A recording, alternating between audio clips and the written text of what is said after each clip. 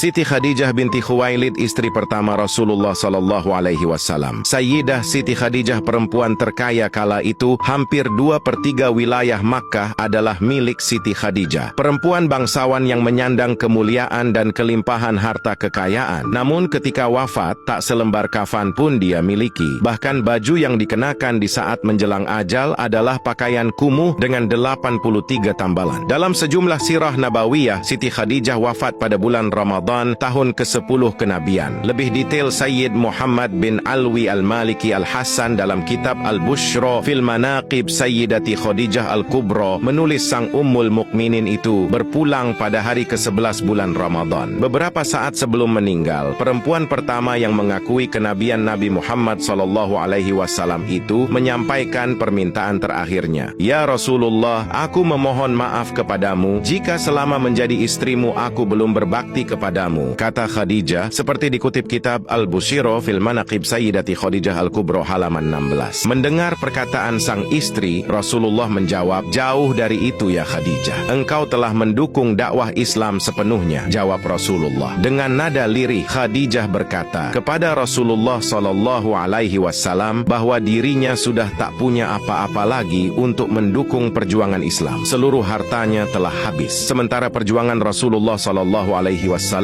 dalam menyebarkan Islam belumlah selesai. Wahai Rasulullah, seandainya nanti aku mati sedangkan perjuanganmu ini belum selesai, sekiranya engkau hendak menyeberangi sebuah lautan, sekiranya engkau hendak menyeberangi sungai, namun engkau tidak memperoleh rakit atau jembatan, maka galilah lubang kuburku, ambillah tulang belulangku, jadikanlah sebagai jembatan untuk kau menyeberangi sungai itu, supaya engkau bisa melanjutkan dakwahmu, kata Khadijah. Menjelang ajalnya pun, Khadijah tidak berani meminta sesuatu kepada Rasulullah. Dipanggillah Fatimah, putri satu-satunya. Ya Fatimah putriku, aku yakin ajalku segera tiba, bisik Khadijah kepada Fatimah sesaat jelang ajal. Yang kutakutkan adalah siksa kubur. Tolong mintakan kepada ayahmu agar beliau memberikan sorbannya yang biasa digunakan untuk menerima wahyu, agar dijadikan kain kafanku. Aku malu dan takut memintanya sendiri, kata Khadijah dengan suara lirih kepada putri semata wayangnya itu. Mendengar hal itu, Rasulullah berkata, wahai Khadijah, Allah menitipkan salam kepadamu dan telah dipersiapkan tempatmu di surga, kata Rasulullah sallallahu alaihi wasallam, dan disambut senyum Khadijah. Tak lama mendengar itu, Ummul Mukminin, ibu kaum mukmin pun menghembuskan nafas terakhirnya di pangkuan Rasulullah. Didekapnya sang istri itu dengan perasaan pilu yang teramat sangat. Tumpahlah air mata mulia Rasulullah dan semua orang yang ada di situ. Dalam suasana tangis dan duka menyelimuti keluarga Rasulullah sallallahu alaihi wasallam, malaikat Jibril turun dengan mengucap salam dan membawa 5 kain kafan. Kemudian Rasulullah menjawab salam Jibril dan bertanya, untuk siapa sajakah kain kafan itu ya Jibril? Tanya Rasulullah. Kafan ini untuk Khadijah, untuk engkau ya Rasulullah, untuk Fatimah, Ali dan Hasan, jawab Jibril yang tiba-tiba berhenti berkata, kemudian menangis. Rasulullah lalu bertanya, kenapa ya Jibril? Cucumu yang satu, Husain, tidak memiliki kafan. Dia akan dibantai, tergeletak tanpa kafan dan tak dimandikan, jawab Jibril. Setelah mendengar jawaban Jibril, Rasulullah berkata di dekat jasad Khadijah, wahai Khadijah istriku sayang, demi Allah, aku takkan pernah mendapatkan istri sepertimu. Pengabdianmu kepada Islam dan diriku sungguh luar biasa. Allah Maha mengetahui semua amalanmu. Semua hartamu kau hibahkan untuk Islam. Kaum muslimin pun ikut menikmatinya. Semua pakaian kaum muslimin dan pakaianku ini juga darimu. Namun mengapa permohonan terakhirmu kepadaku hanyalah selembar sorban? Rasulullah pun tampak sedih. Oh Khadijahku sayang, kau meninggalkanku sendirian dalam perjuanganku. Siapa lagi yang akan membantuku? Aku ya Rasulullah, sahut Ali bin Abi Thalib, sang menantu saat di samping Rasulullah. Di samping jasad Siti Khadijah, Rasulullah kemudian berdoa kepada Allah, ya Allah, ya ilahi Rabbi, limpahkanlah rahmatmu kepada Khadijahku yang selalu membantuku dalam menegakkan Islam, mempercayaiku pada saat orang lain menentangku, menyenangkanku pada saat orang lain menyusahkanku, menenteramkanku pada saat orang lain membuatku gelisah.